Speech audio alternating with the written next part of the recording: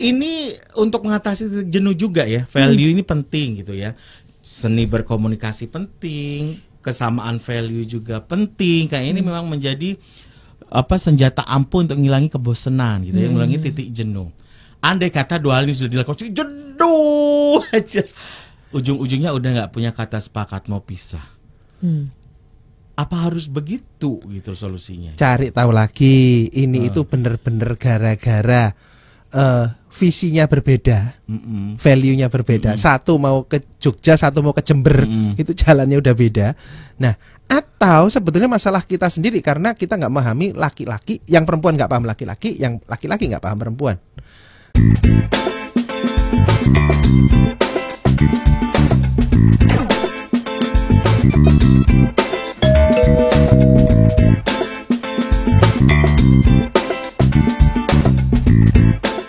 Atau ini teman-teman dari Kata Okta Kartika juga buka line interaktif melalui live IG Kata Okta Kartika, bahkan live TikTok juga. TikTok ya. Sama ya akunnya ya. Yang di Oktastika yang TikTok. TikToknya di Oktastika. Silakan bergabung di sana.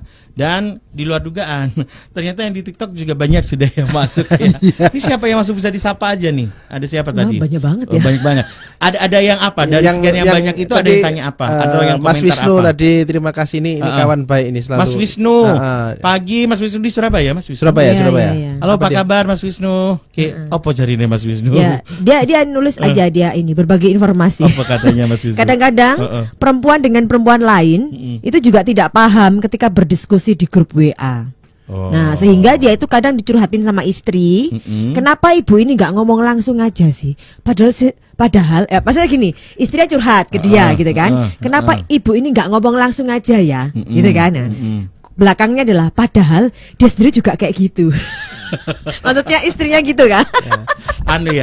Pemahaman ketidakpahaman secara berjamaah kadang-kadang dilakukan seperti itu. Kalau perempuan kan dalam konteks ini kan kalau ngomong muter.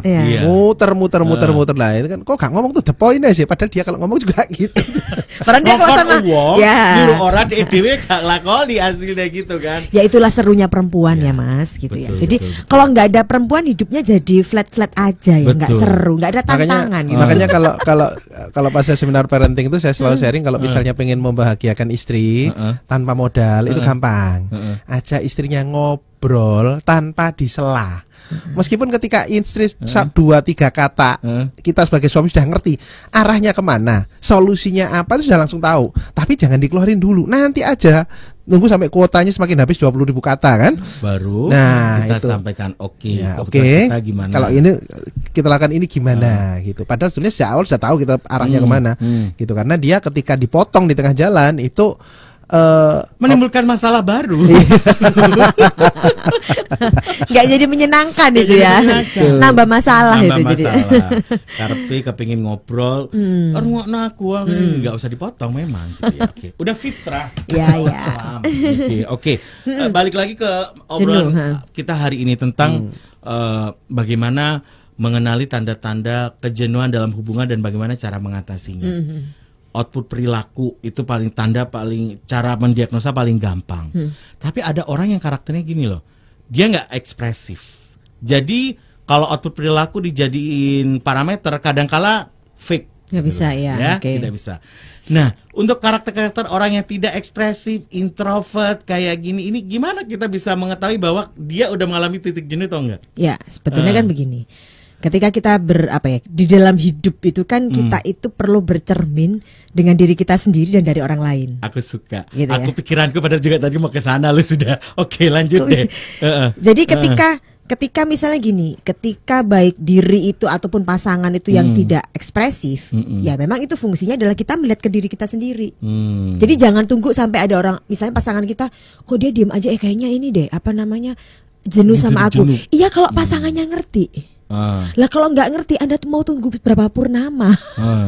Nah, tapi kita sendiri punya, oh kayaknya kok ada yang nggak pas ya dengan aku ya. Kok aku kayaknya melihat pasanganku itu kok jadi tidak menarik lagi, kok tidak asik lagi ya. Nah itu kan kita yang lebih tahu tentang diri kita kan gitu. Jadi kan itu akhirnya ini kayaknya udah mulai ada titik-titik kurang variasi nih ya gitu. Nah, gimana caranya variasi? Jangan cari di luar variasinya. Variasi mobil nutup Tetap ya. Gitu. Tapi Anda temukan dulu variasi di dalam ini, ditemukan dulu apa sih? Aku kepengen apa sih? Aku kayak gimana sih gitu. Atau mungkin kayaknya boleh nggak sih aku tuh kepingin ini deh, kayaknya ada punya me time sendiri deh gitu. Gitu. Oh nggak apa-apa, tapi itu selama diobrolkan ya, dikomunikasikan dengan pasangan ya gitu. Karena kadang-kadang ketika ada yang gini, takut deh nanti kalau dikasih me time itu akhirnya kebablasan me time terus aja, ya itu memang bablas memang gitu ya. Ya ada, selalu ada, oh ya aku sekarang mau me time dulu nih sebentar kayak gitu, ya udah nggak apa-apa gitu. Nanti balik lagi dalam apa ya, sambil sebetulnya me time itu kan tujuannya hanya untuk cari tahu ke diri ya, ke dalam diri ya. Apa sih yang aku butuhkan? Kok aku ngelihat pasanganku kok jadi garing ya? Kok dia setiap bercanda itu kok aku nggak bisa ketawa ya? Apa yang membuat aku nggak bisa ketawa lagi gitu? Padahal aku tuh seneng loh kalau ngobrol sama dia. Kok sekarang obrolannya itu jadi nggak menarik ya? Nah itu yang apanya? Obrolnya nggak menarik kah? Ngobrol dengan lawan bicaranya nggak menarik kah? Atau sebenarnya ada masalah dengan diri Anda sendiri sehingga itu jadi apa ya? Ya itu yang perlu kita cari tahu gitu. Selain akhirnya kita juga tahu dari pasangan kita, oh pasangan kita kok perilakunya udah agak beda ya, ada yang beda ya, boleh kita komunikasikan. Kenapa? Perasaan tidak bisa bohong tuh bener ya. Dulu waktu masih pacaran, greget, kangennya itu levelnya beda dengan kalau sudah pernikahan, pertemuan 24 jam sehari gitu ya. Kayaknya ada hanya di level gugur wajib sebagai tugas dan kewajiban aja. Kayaknya ya wis lah, sepenting nggak ada konflik. Justru itu yang harus dibahayai ya, harus di apa istilahnya, harus di warning ya. Adem ayem tuh belum tentu nyaman loh. Ya, apalagi kalau ada yang bilang gimana pernikahan rumah tangganya? Oh aku baik-baik saja. Kok ada konflik kok? Nggak ada konflik kok. Aku nggak pernah bertengkar sama suami gitu. Padahal aku bisa mulai tumbuh jenuh justru di sana gitu ya. Oke. Kadang-kala perhatian-perhatian yang bersifat monoton itu bisa menjadi faktor pencetus kejenuhan gak sih Kani dan juga Mas Okta? Kan contohnya nih, istri ya selalu ngasih bekal suami ke kerja, bahasa cinta sebenarnya, gitu kan? Bekalnya itu aja kalian. Iya, cuma mbok yo suami ini sekali-sekali juga pengen jajan tanpa bekalnya istri, sampai mbelani ketika diajak teman makan. Lek mak istri dibawa pulang kan nanti kasihan si istri, tapi sedih atau gimana, bontotan digawa nang warkop, dimakan bareng-bareng sama teman, ke kafe gitu juga. Kan kayaknya ya gimana mengkomunikasikan hal-hal yang banyak terjadi seperti ini. Ini contoh masih masalah bekal aja, contoh sederhana. Gimana nih Mas Okta? Ya beranikan diri untuk ngobrol. Jadi gini, temukan satu value yang besar terhadap pernikahan Anda. Jadi kenapa sih harus mempertahankan pernikahan? Kenapa sih harus harmonis? Kenapa sih harus tetap bucin dengan pasangan? Nah itu temukan alasan kuatnya, alasan besarnya apa. Nah jika ketemu alasan besarnya, sehingga kita selalu akan kreatif cari cara untuk mempertahankan kenyamanan ini. Termasuk jika misalnya aku nggak nyaman kalau kamu bawain bekal terus, akan juga pingin nongkrong sama teman-temanku. Nih jajan. Pingin ya jajan ya gitu lah, ada soto ngarep kantor kok sawangan enak gitu ya. Nah kadang-kadang kita mau cerita aja, mau komplain saja, itu nanti kalau dia marah gimana? Nah, kalau dia nanti tersinggung gimana? Nah, sudah coba belum? Belum. Okay. Itu masih drama di pikiran kita. Coba dulu, misalnya tersinggung, kalau tersinggung, terus kalau sudah terlanjur tersinggung terus gimana? Ya ngobrol. Terus kalau misalnya aku pengen menyampaikan sesuatu, gimana caranya? Biar kamu bisa menerima. Dan ini diharapkan dua belah pihak ini sama-sama dewasa menyikapi ketika ada request yang di awal tidak ada.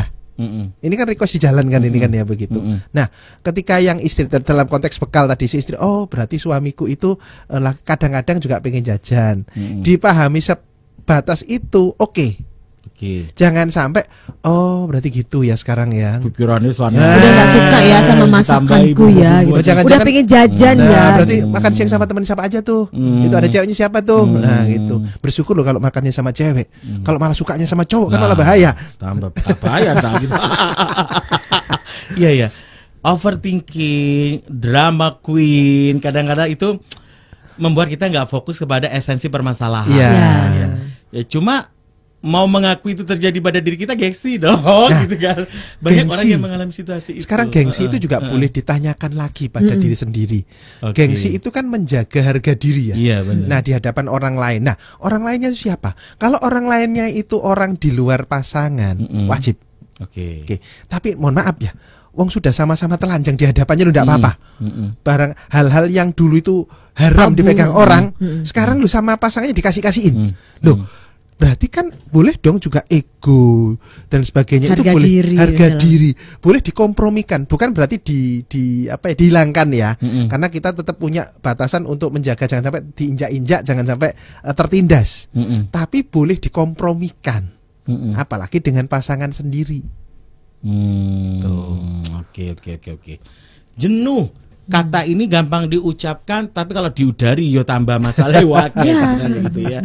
Bisa-bisa kita sebagai faktor pencetus utamanya. Bisa gitu. jadi. Kita menuduh pasangan yang menjadi penyebabnya, tanpa kita memahami sebenarnya diri kita sendiri yang mengakibatkan itu gitu. Oke. Mau tidak mau solusinya adalah reframing pada diri sendiri. Kemudian setelah menilai diri itu lebih dulu dilakukan apa kita menilai pasangan kita dulu? Lebih gampang harusnya memang ke diri dulu. Diri dulu Baru ke orang lain. Diri dulu. Cuma khawatirnya gini loh, menilai diri sometimes nggak subjektif loh. Karena diri kita sendiri yang menilai. Saya menggali. Jadi contoh misalnya gini, kok aku mulai bosen ya, kita cari. Aku kenapa kok bosen ya? Misalnya indikator biasanya itu pulang kerja itu terburu-buru pulang. Langsung pulang. Pengen ketemu istri, ketemu suami begitu. Ini ya. agak dilama-lamain. Terus kok, ini loh aku sudah selesai kerja, tapi kok aku malas pulang ya? Nah, ketika sudah sadar itu tanya pada apa yang bikin aku malas pulang? Sejak kapan?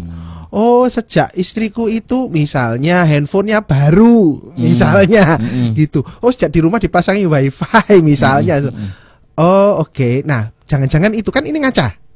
Request ke rumah ketika ngobrol, kita jalan-jalan yuk, keluar yuk. Tapi gimana kalau sementara kita nggak pakai handphone?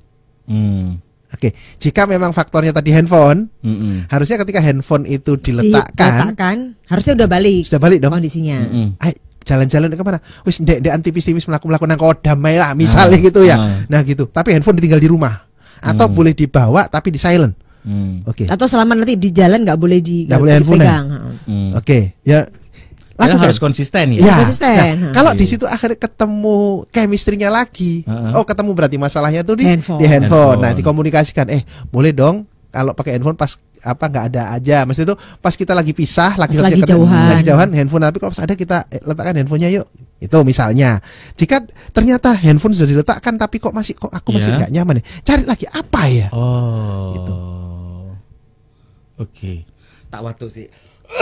Kaget soalnya aku ternyata kompleks banget ya. Nggak segampang itu mengudarinya gitu ya. Sampai jedok titik permasalahan utama.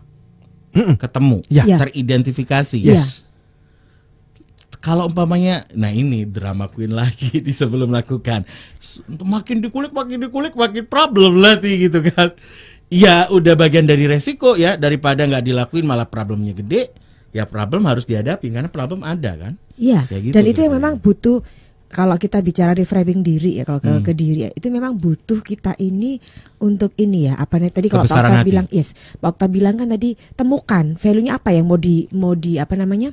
Diwujudkan dalam pernikahan. Pernikahan ini kan cuma kendaraan, Mas, bukan tujuan. Tapi sorry nih, Kak Okta dan Mas Kak Nida dan Mas Okta, nggak banyak yang paham punya value pernikahan itu. Nah, maksudnya nggak tahu ya.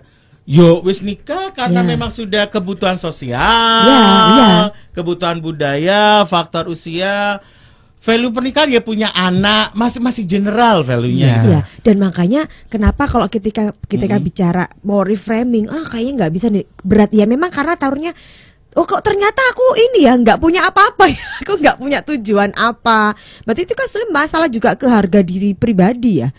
Menarik ketika membahas tentang value pernikahan. Pernah dapat klien ini enggak? Banyak. Dia baru paham value pernikahannya setelah sekian lama menikah. Oh iya. Bahkan ada yang pernikahan itu kan dari awal. Padahal gitu ada yang gitu. udah apa puluhan menikah itu nggak punya ini ya. Value pernikahan. Nggak punya value, nggak apa punya ini? value. Ya dia cuma memenuhi tadi standar budaya, Budaya dan gitu sebagainya. aja. Ya Udah. Tugasnya kita sebagai orang tua ya, aku kerja, anaknya disekolahkan, kasih makan, kasih kehidupan, udah. Sampai mentok pun misalnya anak paling gampang ya, anaknya mau sekolah sampai setinggi-tingginya. Tinggi itu seberapa? Saya tanya lagi lebih detail. Oke, mau sekolahnya yang seragamnya 2 warna atau warna-warni? Sampai gitu ya. Oh, sampai kuliah sampai tinggi S1, S2, S3. Dalam negeri apa luar negeri? Nah tuh. Gitu ya. Nanti setelah lulus kuliah dia mau jadi sekedar apa ya, misalkan banyak meskipun lulusan tinggi tapi kan pekerjaannya biasa, atau menjadi staf ahli apa begitu. Loh, saya harus mikir sampai gitu ya. Loh iya, itu value-mu, kenapa kamu menikah? Menikah itu kendaraan untuk mewujudkan itu. Suami istri itu ibaratnya teman seperjalanan untuk mencapai tujuan. Justru kondisi itu yang membuat kita nggak jenuh ya. Betul. Dalam mencapai mewujudkan value itu secara bersama berjuang.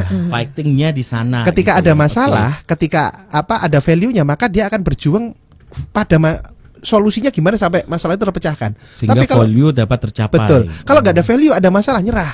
Udah bubar aja dah. Udah pulang sama ke rumah orang tua, udah.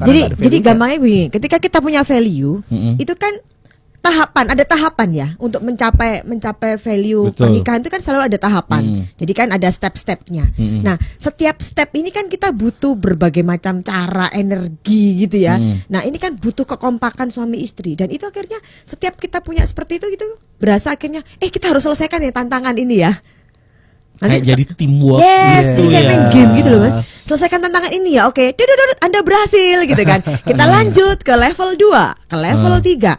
Nah, ini karena Bikin nggak bosen malah. Yes, value-nya sama. Akhirnya kan dari situ kita saling, kok kita di tantangan 3 ini kok kita nggak cepet ya nggak kayak match sebelumnya. ya, nggak klik ya. Apa ya? Oh, ternyata kok aku ada yang salah di dalam cara melihatnya aku. Nah, akhirnya kan kita sama-sama mau reframing, kita mau belajar bertumbuh di situ. Nggak bosen jadinya, nggak ada jenuh karena tantangan berikutnya Iya, belajar benar. terus ya gitu loh.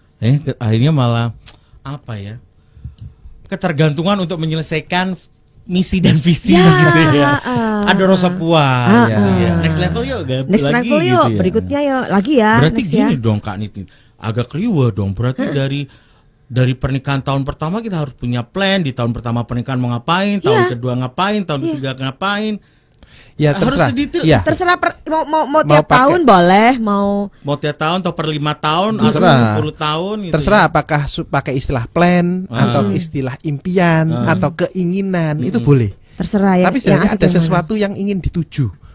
Itu kosakatanya pilih yang paling nyaman, karena nggak semua orang suka plan. Ya. Ada Berat orang kan, berat. Ada yang suka pakai target, ada orang nggak suka pakai kata target. Makanya pilih kosakata, bisa keinginan, bisa impian, itu.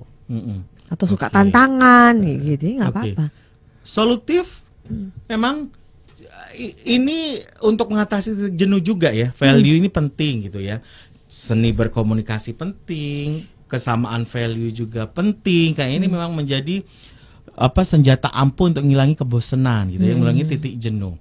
Andai kata 2 hal ini sudah dilakukan, jenuh aja. Ujung-ujungnya udah nggak punya kata sepakat, mau pisah. Apa harus begitu gitu solusinya? Cari tahu lagi, ini itu bener-bener gara-gara visinya berbeda, value-nya berbeda. Satu mau ke Jogja, satu mau ke Jember, itu jalannya udah beda. Nah, atau sebetulnya masalah kita sendiri karena kita nggak memahami laki-laki, yang perempuan nggak paham laki-laki, yang laki-laki nggak paham perempuan. Kalau itu masalah, seringkali orang dari situ mentok loh. Seperti klien saya tadi cerita yang hampir pisah tadi kan, itu gara-gara yang laki-laki itu berkomunikasi dengan cara laki-laki, perempuan berkomunikasi dengan cara perempuan, dan itu mentok. Lah kalau kondisinya gitu, mereka mau pisah, terus mereka membuka diri mau menikah lagi dengan orang lain lagi. Apa nggak kulang lagi pola? Balik Pasti lagi. terulang Karena lagi. itu karakter personal banget. Betul. Jadi Udah cek cetakan dulu. laki perempuan ya gitu. Cek dulu. Contoh misalnya kasus yang lagi tren tuh, salah satu artis tuh kan, yang satu pengen mendalami agama dengan versi tertentu, gitu. Yang satu lebih santai. Nah, ini kan sudah 2 versi Yang berbeda. value yang berbeda, dan mereka memutuskan untuk berpisah. Ya enggak apa-apa, karena masalahnya bukan di personal, karena masalahnya ternyata visinya, value-nya berbeda. Begitu. Tapi kalau masalahnya ini loh, yang suamiku cuek, gak ngurus wis aku gak pernah didengerno nek ngomong. Lha kabeh ketemu lanang ya ngono cetakannya. Begitu pula sebenarnya bojoku lho sing wedok iku cerewet ngomel, hal kecil panjang kalau ngomong. Ya sudah, itu memang perempuan begitu. Lah mau ganti kayak apapun juga ya sama. Berbicara tentang masalah kejenuhan ini sebenarnya bukan problem yang dihadapi dalam sebuah hubungan ya. Personal pun juga ada titik jenuh. Ada. Ya. Secara pribadi pun kita juga ada titik jenuh ya. Nah, ketika di konsep pribadi aja kita nggak bisa mengatasi titik jenuh kita, apalagi dalam konteks berhubungan. Ya. Dalam konteks relationship yang harus memahami tentang kebutuhan pasangan gitu ya. Itu kan effortnya lebih lagi daripada memahami kebutuhan personal gitu ya. Memang mau nggak mau membiasakan diri berlatih untuk reframing terhadap diri. Ya. Cuma aku pengen bagi apa ya, tips, bagi teknik apalah istilahnya, ilmu sakti atau buku kerasakti lah. Cara reframing yang fokus, tidak gampang destruktif oleh makanya aku bilang tadi, reframing itu penting sometimes tapi dipengaruhi oleh subjektivitas. Sementara kalau di reframing itu mau nggak mau harus netral dong, kondisinya biar subjektif justru. Nah ini agar lepas dari subjektivitas dan valid reframing yang kita lakukan gimana nih? Ada tipsnya nggak? Latihan menjawab pertanyaannya, pinginnya apa sih? Nggak semua orang langsung bisa jawab. Banyak orang yang terpikir tentang tidak pinginnya. Iya. Nah, latihannya justru pinginnya apa sih? Itu. Aku pinginnya apa sih? Nah, ya. Itu. Ketika sudah aku pinginnya apa sih, nanti terlatih juga kamu pinginnya apa sih? Akhirnya di situ ketemu fokus tujuannya, value-nya ketemu. Nggak bisa dibalik lebih ke kamu dulu, nggak bisa. Ya? Harus balik dari ke diri dulu. Aku pinginnya apa sih? Ya. Oke. Kalau nggak ketemu jawabannya hari itu nggak apa-apa. PR. Kan Bolak-balik menikah kan seumur hidup, masih panjang. Tapi yo terlalu panjang mencari jawaban pikirku apa sih? Ya gitu pokoknya segera dilakukan. Banyak yang akhirnya aku udah coba kok nggak jalan-jalan. Udah PR udah dilakukan belum? Enggak, ya wes gitu aja. Okay. Lakukan PR gitu. Kalau bahasa kami itu akhirnya gini. Ketika Anda bersedia untuk, kalau bahasanya cuti ya gitu ya. Cuti deh. Cuti paling lama berapa sih? 3 hari ya? Gak tau, misalnya 2 hari apa 3 hari. Oke. Beneran cuti berdua jalan gitu ya, ngobrolin tentang value ini. Udah habis itu enak. Jadi tapi beneran di situ. Ketika mau di situ tuh mau ada drama-dramanya ya. Selesaikan hari itu juga gitu loh. Jujur Anda berdua pernah di titik itu gak sih, jenuh gitu? Pernah dong. Tapi kan Anda berdua backgroundnya sama-sama orang psikologi, mesti gampang cari solusinya daripada tapi kan tetap biasa kayak kita sama aja gitu. Manusianya kan sama gitu loh. Manusianya kan sama gitu. Tapi kan tetap pada saat memang kita akhirnya sudah tahu ini ya, bahasanya apa? Step-stepnya dan itu nggak harus kita lakukan gitu loh. Nah, kalau kita yang belum tahu ilmunya, mau nggak mau harus cari ilmunya dulu. Ya. Biar ada petunjuknya untuk melakukannya harusnya gimana gitu. Tinggal 2 menit lagi obrolan kita, nggak berasa ya. Terima kasih buat teman-teman yang sudah gabung. Kalau dari sisi saya, poin dari obrolan ini untuk bagaimana cara mengatasi jenuh dan cara mendeteksinya. Pertama, ada perubahan pola perilaku atau enggak. Perasaan Anda gimana? Udah ada di titik bosan atau belum? Solusinya mau nggak mau adalah harus mencari penyebab utamanya apa. Tekniknya melalui pola komunikasi dengan pasangan, reframing pada diri. Mungkin ada ditambahkan oleh Kak Andi dan juga Mas Okta. Apa yang selalu menggali diri sendiri. Ketika sudah menemukan sesuatu, dikomunikasikan. Oke. Ya, saling menggali. Karena nanti pasti ketemu hal-hal baru, karena manusia itu pasti bertumbuh. Hal-hal dulu yang bukan masalah bisa jadi sekarang ini layak untuk dijadikan masalah, untuk diperbincangkan.